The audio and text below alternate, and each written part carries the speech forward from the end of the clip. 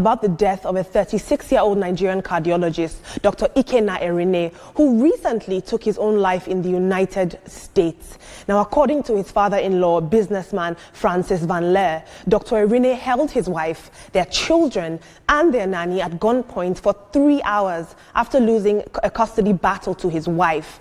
Now, luckily, the nanny managed to escape and alert the police. And when law enforcement arrived, Erine reportedly took his own life. Now, this tragic incident has ignited discussions about mental health and domestic crises, leaving many in shock. May his soul rest in perfect peace. I'm curious to see the social commentary surrounding this. Eriolua tweeted, "This is a sad commentary. As a man, mastering the art of income protection and asset management is crucial." We'll take another tweet now. Okuchuku Ame says, "And now that he has ended it all, who will pay the child support?" Finding Solace tweeted, "Men go through mental health issues too. We need to lend our voices more for men."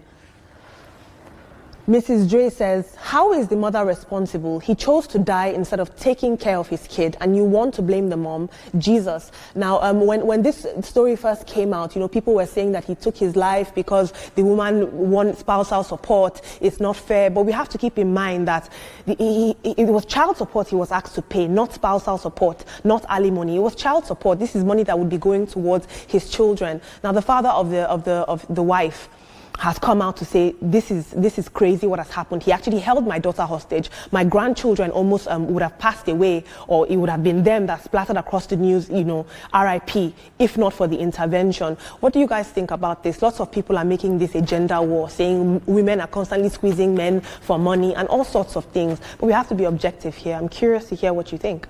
Absolutely, it's very sad, to hear of his passing. The fact that he had to take his life, really goes to show that even though he was a cardiologist, a medical doctor, suffering from mental health, because it's a mental health issue. It's someone who it's really so sad, because if he's alive, we could even hear more of his own side of the story. But he's no longer alive, and no, he is definitely no longer alive in this case, right? And this is one of those things where they're making it about mental health. And before we play the rest of this video, we're going to just say, obviously he's a Nigerian. Don't know how long he's been in the States, but a lot of Nigerians, based off of how they're the most educated out of the diaspora, moving to America, achieving the dream, don't know if his wife was American or not.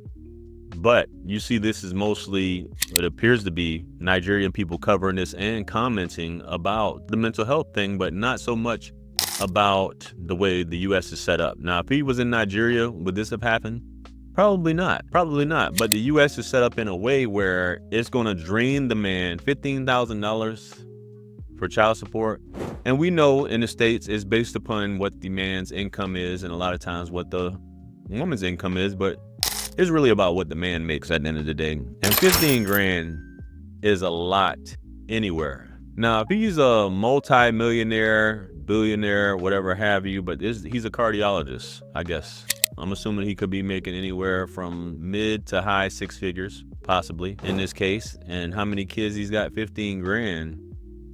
To go that far, there's no excuse to actually delete or hold him hostage, and then just to know after the fact that you did all this that you're gonna obviously, but he took it too far and he knew that he was gonna lose his job based off him doing that, so he just opted to just delete himself, which is crazy. Maybe he's got life insurance, maybe he doesn't, but I'm assuming he does, so that's what people were wondering.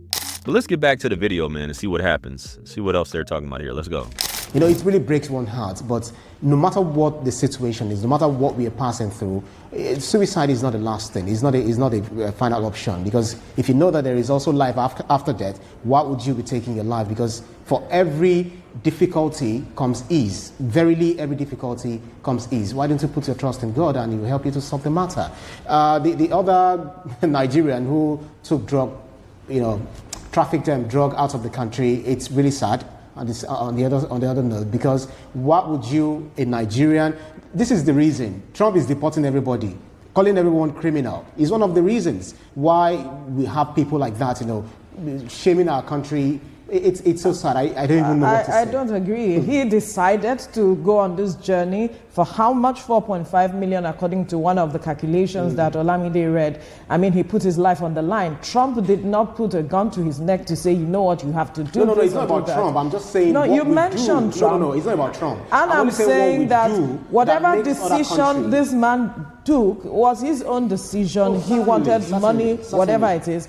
And that's it. Now, for the Erinne guy, unfortunately, we cannot conclude that he had mental issues. It is his father-in-law that insinuated that he had mental issues, that who takes his life because he was asked to pay certain monies for the child support. And he went ahead to say that one of the children has perhaps challenges, health challenges, and that is why that money is that much. But a sister or a relative of the guy came out to say that the author of that post, talking about his father-in-law now, denied that his daughter, can he deny that his daughter did not state clearly that she will deal with him and ruin him? And if he were a true father, he would have been in the know as things got worse before this unfortunate incident.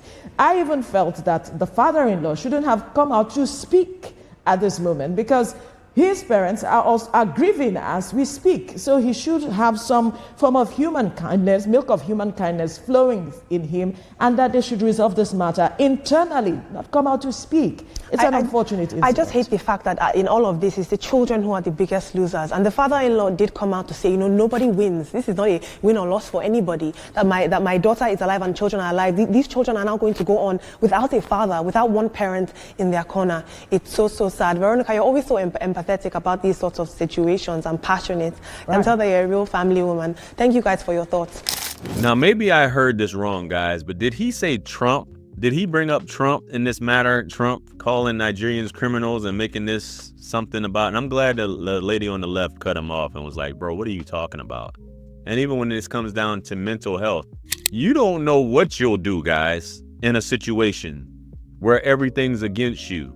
You don't know, anybody can snap. We all would like to say that we're centered. We can control our emotions, we can control things, but when you see that the playing field isn't fair and you're trying to negotiate or be reasonable with someone, and not to say that you shouldn't, all men should take care of their kids, bottom line.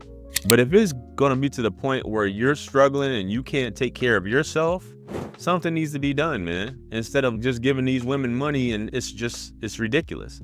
It's a money grab at the end of the day, and it's not right. We have to stop this stuff, man, like facts. So that was just weird as far as that goes. Nigerian, American, this is the American system. Western systems are adopting it, and it's a crooked system, a very crooked system that women weaponize constantly.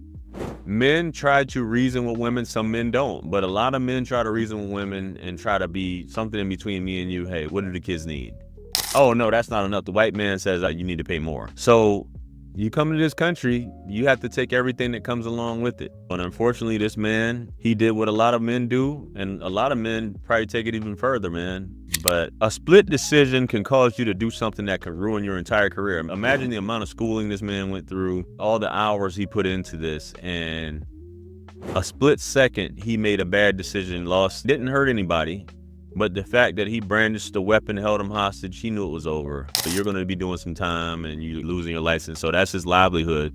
He was watching his livelihood go down the drain. So he'd rather the latter. He'd rather not be here than to see all that happen, man. But we must take responsibility for our actions and what we do in life. And you never know who you have kids with, man, can be your enemy tomorrow. I'm just saying, guys. Anyway, let me know what you guys think. Comment below. Like, share, comment, and subscribe. Much blessings and abundance. Stick around for the next videos. It's going to pop up on the screen below. That's where I'm going to see you guys at. It's your favorite everything. This is Wisdom. I'm the best. Let's run it up to 1 million. Quit playing with me. Peace.